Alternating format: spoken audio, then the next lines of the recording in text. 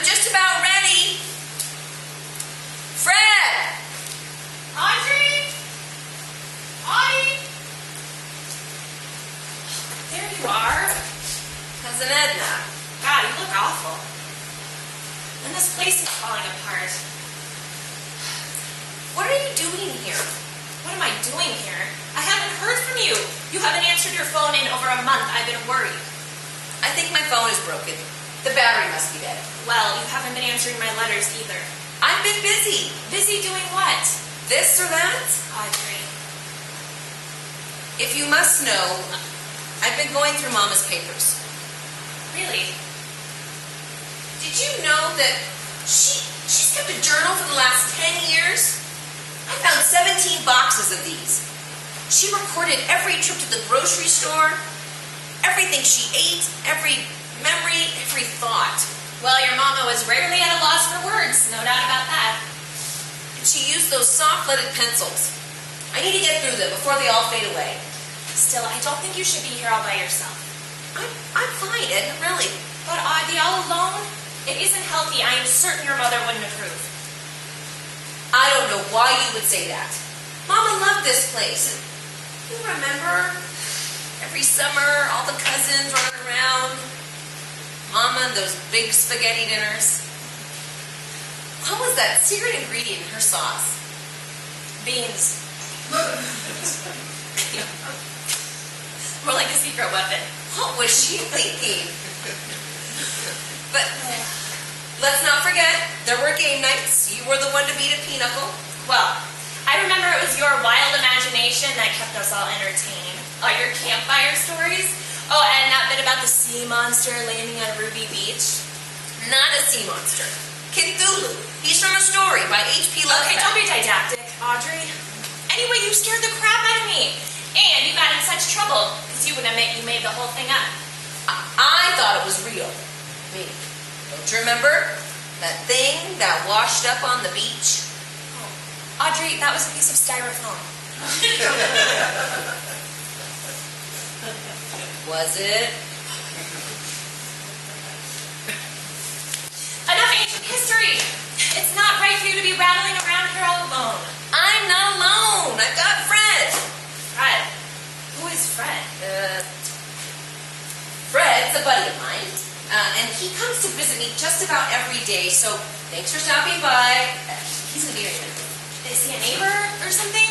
Yeah, he lives near here. Does he have a working phone?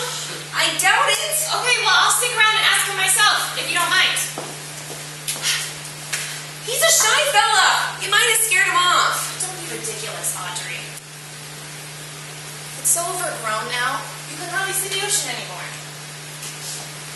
Still, we know it's there. When we're sitting on the porch and the wind comes in, we smell the salt water. It's heaven. You know, your mama left you the condo in Tacoma. You could live there. It's so nice compared to this. I don't particularly care for that condo. Why not? It's lovely. Because it reminds me of when Mama was sick. Oh. Well, you can live with us. There's a nice room above the garage. Oh, no, thank you. No, listen, Audrey, we live within walking distance from the community center. The church is a bus right away. You can meet some folks, take some of those adult education classes, build a new life. No, I'm staying put. Here's the thing, Audie, you can't. Your mama left you the condo, remember? She left this cabin to me. And it doesn't make sense. I'm the one that loves this cabin. I keep thinking that I'm going to find the answer in one of these journals. Well, maybe she was terrified you would end up here all alone. I'm not alone. I've got Fred. Oh, Audrey. Look, Edna, I don't care what the will says. You can have the condo. This is my home. Listen, Audrey, I've decided to sell. I think it's what your mother would have wanted. No. No. Yes, listen, Audrey. No. Oh, I can't leave. I can't leave Fred. He's come to depend on me. In what way? He loves my tuna fish sandwiches. Oh, good Lord. Look, Edna, I do. I appreciate you coming to check on me, but I'm fine, really, and Fred should be here any minute. How did you meet this Fred guy anyway? It's a long story. Oh, thought you might not surprised. Go on. I wouldn't want to be didactic. Please, Audrey. Please. Oh. All right. Well, at first, it didn't look like we would be much of friends. I had been staying in the cabin for a few nights, and I hadn't seen a soul. And then one night, I hear this thump in the middle of the night. Weird. Turns out, someone was throwing rocks at the cabin. The thump was the sound of the rocks hitting the porch. Fred was throwing rocks at you? What kind of person does that? No, he didn't mean any harm. He was reaching out. He was trying to get my attention. People have no manners these days. So, I decided to sit out on the porch one night. I didn't have a lantern burning. The only light was from the moon, which, as it happened, was full. This is beginning to sound like one of your campfire stories. It was past midnight, and I hear this rustling in the trees, right over there. And before I know it, this rock comes sailing into my direction. Matter of fact, I think this was it. Oh my God, if that hit you?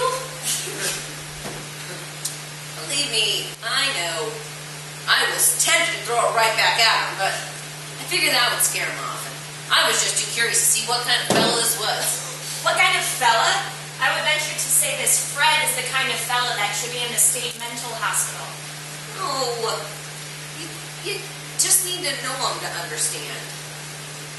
So, I decide to sing a little. You know, see if he'd warm up to getting acquainted. And who can resist a good camp song? You decide to sing to some rock-throwing maniac who visits you in the middle of the night? I hope you're making this up. I decide that Kumbaya would be the best selection. Oh, sure. And I begin to sing quietly. Kind of like a... Kumbaya, my Lord. Kumbaya. Kumbaya, my Lord. Kumbaya. Come on, sing with me. No, Really? Sing the song. Audrey, it's so corny. Kumbaya, my Lord. Kumbaya.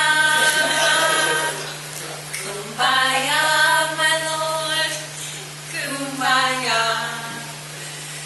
Kumbaya, my Lord.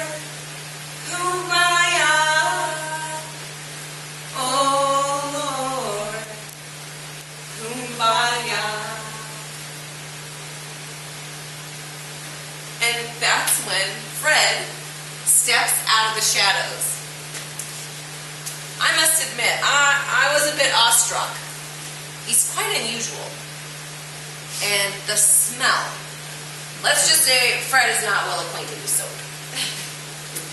His initial ripeness was hard to handle. It almost chokes you the way grief does. Fortunately, Fred has an affinity for music. I must have been singing for 10 minutes before he finally comes sliding up onto the porch, and he's making this low, growling, kind of a fucking sound. Took me a while to realize that he was just trying to sing along. For heaven's sake, Audrey. That's when I opened up one of Mama's journals, and I began to read aloud. He listened so intently. He was so enthralled by her life. So,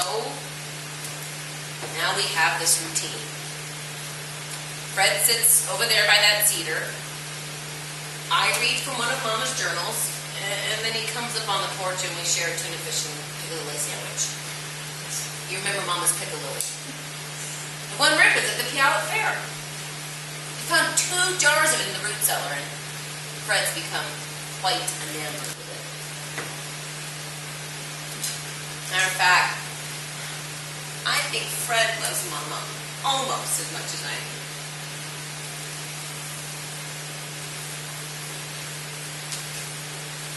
Audrey, you know this is just a story, right? Audie, you know, right? This is just a story. Yes. Yeah, but now he's out there. It's time to pack up and go home. This is home! Listen, Audrey, I drove 6.5 hours through rush hour traffic to get here. You have to stop this. Your mother is gone. And nobody is sorrier about that than me. But this Fred, he's a figment of your imagination. Come on, get your things. We're going. No, I can't. It's time, Audrey. Here, I'll help you with these.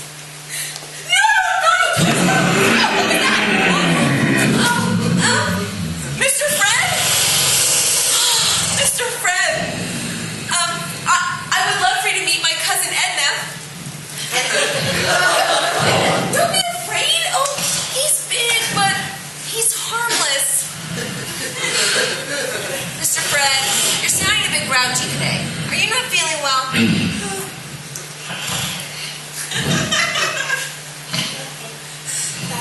Slowly, Audrey. When we get to the trail, we will run. We should be able to go back to my car. Don't be silly. He's just not used to you, that's all. Mr. Fred, my cousin Edna has a lovely singing voice. What? Would you like to hear it? Okay, you heard him. Sing for him. As I mentioned, he's partial to Kumbaya. Are you out of your mind? I am not singing to that thing. Kumbaya!